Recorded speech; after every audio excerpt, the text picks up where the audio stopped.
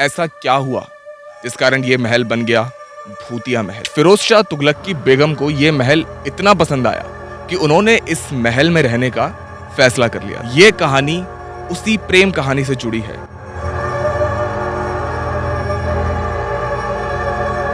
नमस्कार आप सभी को दोस्तों, मैं हूं आपके साथ में हिट जैन और आज मेरे साथ है उमर अंसारी। दोस्तों, दिल्ली, देश की राजधानी दिल्ली अपने अंदर बहुत से ऐसे राज छिपाए हुए हैं जिनसे हम तमाम लोग महरूम नहीं हैं। आज दिल्ली के एक ऐसी हॉन्टेड डेस्टिनेशन पर हम आ चुके हैं जो जितनी ऐतिहासिक एक स्मारक है, जितना एक ऐतिहासिक स्मारक है दिल्ली के अंदर, उतना ही डरावना।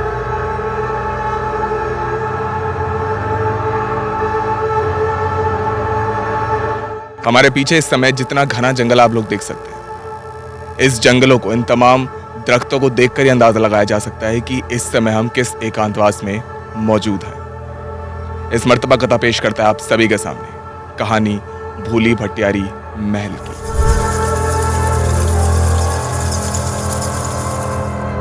दोस्तों, कई बार लोगों को इस बात का अंदाजा नहीं होता, लोग इस बात से महरूम ही नहीं हो पाते कि दिल्ली के अंदर ऐसी भी जगहें हैं जिनका सूरत हाल इस तरीके से हो जिस जगह पर आज हम लोग मौजूद हैं। भूली भटियारी का महल दिल्ली के अंदर तकरीबन 700 साल पहले मुकम्मल किया गया था और इतने सालों से ये जगह जब आज इतने एकांतवास में मौजूद है, तो जिस जमाने में इस जगह का निर्माण किया होगा, तो उस जमाने में इन तमाम बीहड़ों का, इन तमाम दरख्तों का, इस पूरे इलाके का क्या सूरत हाल होगा, उसकी हम सब मिलकर कल्पना कर सकते हैं। इस बार हम आपको दिखाएंगे कि क्या सूरत हाल है इस मर्तबा भूली भटियारी का और वो क्या कहानी है जिस कारण आज भी भूली भटियारी को दिल्ली की तमाम हॉन्टेड लोकेशंस में शुमार किया गया है।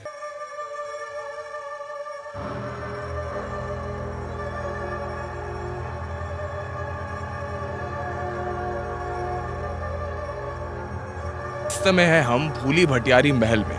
इस महल को 14वीं शताब्दी में खुद फिरोज शाह तुगलक ने बनाया था। इस महल को बनाने का फिरोज शाह तुगलक का कारण ये था कि ये उन्होंने अपने शिकारगाह के तौर पर बनाया था। हम देख सकते हैं कि इस महल की दीवारें किस तरीके से पुराने पत्थरों से इस्तेमाल की गई थी। अभी जिस जंगल को हमने आपको दिखाया, इस किस्म के पत्थर उस जंगल में भी हमने देखे थे। दोस्तों, 14वीं शताब्दी में जब फिरोज शाह तुगलक ने अपने शिकारगाह के तौर पर इस महल को बनवाया, तो फिरोज शाह तुगलक की बेगम को यह महल इतना पसंद आया कि उन्होंने इस महल में रहने का फैसला कर लिया था। ये कहानी उसी प्रेम कहानी से जुड़ी है, भूली भटियारी महल की, जो फिरोज शाह तुगलक की बेगम को हुआ था इस महल से।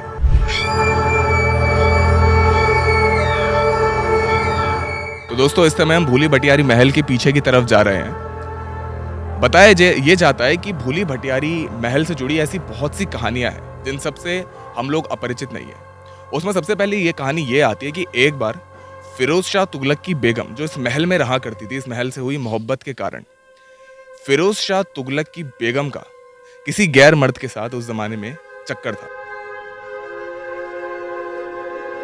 एक मर्तबा फिरोज शाह तुगलक ने इस महल के अंदर अपनी बेगम और उस आदमी को रंगे हाथ इसी महल में पकड़ लिया था, जिसके बाद एक सजा के तौर पर फिरोज शाह तुगलक ने अपनी बेगम को और उसके आशिक को इसी महल के अंदर जिंदा दफन कर दिया था। कहा यह भी जाता है कि उसके बाद से ही फिरोज शाह तुगलक से बदला लेने के लिए उनकी बेगम की रूह आज तक इस महल में भटकती है।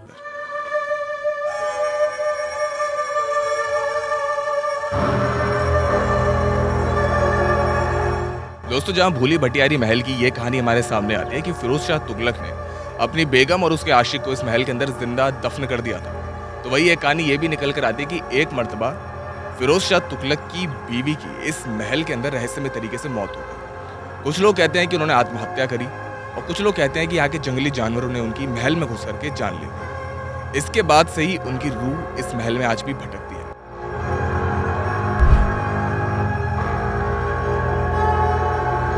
हम भूली भटियारी महल की पीछे की तरफ है और हम देख सकते हैं कि कितनी ऊंची ऊंची दीवारें इस महल की है।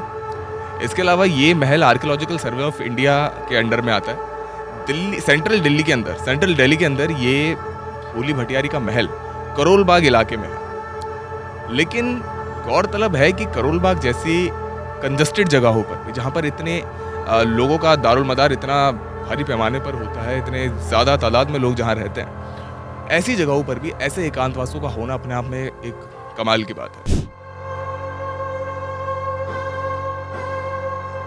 तो इस समय हम लोग देख सकते हैं कि हमारे सामने एक छोटी-सी एक खाई हमें नज़र आ रही है, लेकिन एक ज़माना होगा जब ये एक नहर इस जगह पर बहती होगी, क्योंकि जिस तरीके से ये एक कुछ निशान भी हम लोग देख सकते हो, जिस तरीके से ये जगह बनी हुई है, इतना लंबा जो खड्डा बना हुआ है, तो पता लगता है कि आज से तकरीबन 100 नहीं तो 50 साल पहले तक यहाँ पर कुछ नहर या कोई छोटी-मोटी कुछ झील यहाँ से बहकर गुजरती होगी। और ये जो हम लोग देख रहे हैं, ये है सेंट्रल दिल्ली का वो मंज़र, जो भारत की राजधानी दिल्ली के लोगों ने शायद ही कभी अपने शहर के अंदर महसूस किया हो।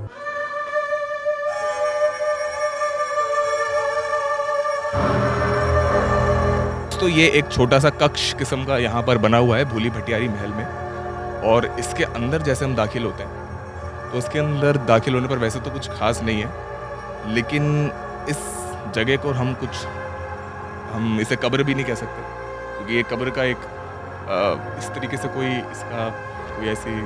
इसकी अपीयरेंस कब्र वाली तो नहीं है, लेकिन ये एक छोटा-सा कक्ष बना हुआ है भूली भटियारी महल का।